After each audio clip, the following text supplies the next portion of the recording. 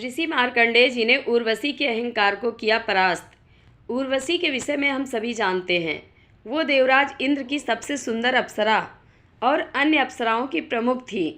14 पति के बराबर पत्नी की उम्र, यह सुनने में अटपटा लग सकता है, लेकिन जब मैल से असुर का जन्म हो सकता है और पसीने की बूंद से हनुमान जी को पुत्र प्राप्त हो सकता है, तो ऐसा होना भी आश्चर्य की बात नहीं है।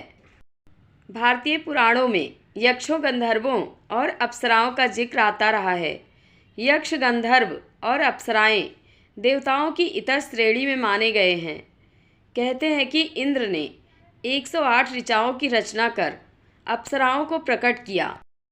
मंदिरों के कोने कोने में आकर्षक मुद्रा में अंकित अप्सराओं की मूर्तियां सुंदर देहयष्टि और भाव भंगिमाओं से ध्यान खींच लेती हैं। वेद और पुराणों की गाथाओं में उर्वशी, मेनका, रंभा, घृताची, तिलोत्तमा, कुंडा आदि नाम की अप्सराओं का जिक्र होता रहा है। सभी अप्सराओं की विचित्र कहानियां हैं। माना जाता है कि ये अप्सराएं गंधर्व लोक में रहती थी।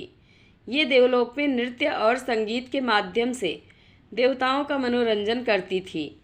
पुराणों के अनुसार देवताओं के राजा इंद्र ने सिंहासन की रक्षा के लिए अनेक बार संत तपस्वियों के कठोर तप को भंग करने के लिए अप्सराओं का इस्तेमाल किया है। वेद पुराण में कई स्थानों में इन अप्सराओं के नाम आए हैं, जहां इन्होंने घोर तपस्या में लीन ऋषियों के तप को भंग किया।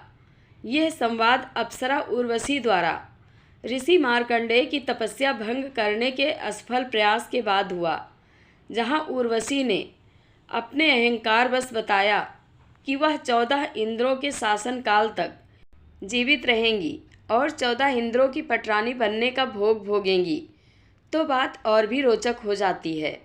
इस रहस्य में आपको और न उलझाते हुए आपको पुराणों की अनोखी कहानियों में ले चलते हैं और बताते हैं कि देवराज इंद्र और अप्सरा की उम्र कितनी होती है, अगले जन्म में इन्हें कौन सा शरीर प्राप्त होता है।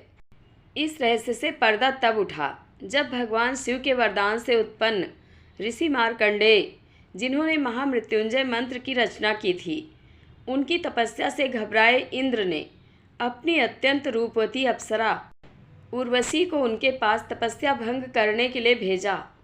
पृथ्वी महान ऋषि मुनियों से भरी हुई थी और जब भी कोई मनुष्य घोर तपस्या करता था, देवराज इंद्र अपनी कोई अप्सरा उसकी तपस्या भंग करने के लिए भेज देते थे। कदाचित अपने सिंहासन के लिए वह कुछ अधिक ही चिंतित रहते थे। उनकी ही एक अप्सरा मेनका ने राज ऋषि विश्वामित्र की तपस्या भंग कर दी थी। स्वयं उर्वशी ने पूर्वों के पूर्वज पुरुरवा की तपस्या भंग की और उनके साथ विवाह भी किया, जिससे उन्हें आयु नामक पुत्र की प्राप्ति हुई। इसी उर्वशी ने ऋषिशृंग के पिता ऋषि विभांडक की तपस्या भंग की। जब अन्य अप्सराएं हार मान बैठी, एक तरह से कहा जाए तो उर्वशी देवराज इंद्र का अचूक अस्त्र थी, किंतु उर्वशी को भी एक बार मुंह की खानी पड़ी। मार्कंडेय ऋषि महादेव के अनन्य भक्त थे। उनकी आयु कम थी, जिस कारण उन्होंने भोलेनाथ की तपस्या कर उन्हें प्रसन्न किया और महारुद्र के क्रोध के कारण मार्कंडेय के प्राण लेने आए स्वयं यमराज भी मृत्यु के मुख में जाते जाते बचे। उसके बाद उन्हें महादेव से दीर्घायु होने का आशीर्वाद मिला। एक बार वे घोर तपस्या कर रहे थे। उनकी उग्र तपस्या से देवराज इंद्र संभवतः चिंतित हो उठे। उन्होंने सोचा, मार्कंडेय ऋषि उनके इंद्र पद के लिए ही तप कर रहे हैं। उन्हें तपस्या से डिगाने के लिए देवराज इंद्र ने कई अप्सराओं को भेजा, किंतु वह उनका तप भंग न कर सकी। अंत में कोई और उपाय न देखकर इंद्र ने अप्सराओं में श्रेष्ठ उर्वशी को मार्कंडेय ऋषि के पास भेजा, ताकि वो उनकी तपस्या भंग कर सके। उर्वशी अपने पूरे श्रृंगार और मान के साथ मार्कंडेय ऋषि के समक्ष आई। कई दिनों तक उन्होंने भांति भांति के नृत्य कर उन्हें जगाने का प्रयास किया, किंतु सफल न हो सकी। अब तो उर्वशी का भी मान भंग हुआ और फिर उसने कोमल स्पर्श द्वारा मार्कंडेय ऋषि को अपनी ओर आकर्षित करने का प्रयास किया। इस पर मार्कंडेय ऋषि ने उर्वशी को देखा, किंतु कोई प्रतिक्रिया न देकर अपनी तपस्या जारी रखी। अंत में कोई और उपाय न देखकर उर्वशी निर्वस्त्र हो गई, किंतु देवताओं के लिए भी दुर्लभ उसका ये रूप देखकर मार्कंडेय ऋषि के मन में कोई काम भावना न जागी, किंतु इस प्रकार एक स्त्री का मान जाते हुए वह न देख सके और उन्होंने आदरपूर्वक उर्वशी से कहा, हे देवी, आप कौन हैं और यहाँ किस प्रयोजन से आई हैं? एक तपस्वी का ऐसा दृढ़ संकल्प देखकर उर्वशी लज्जा से गड़ गई और वस्त्रादि से पुनः सुशोभित होकर उसने हाथ जोड़कर उनसे कहा, हे महर्षि, समस्त देवता और उनके स्वामी इंद्र भी जिसके सानिध्य को सदैव लालायित रहते हैं, मैं वो उर्वशी हूँ। देवराज की आज्ञा से मैं आपका तप भंग करने आई थी, किंतु आपने मेरे सौंदर्य का अभिमान चूर चूर कर दिया। किंतु हे महाभाग, अगर मैं बिना आपकी तपस्या भंग किए वापस स्वर्गलोक गई तो मेरा बड़ा अपमान होगा। स्वर्ग में जो स्थान इंद्रप्रिया सची का है वही मेरा भी है, अतः अब आप ही मेरे मान की रक्षा कीजिए।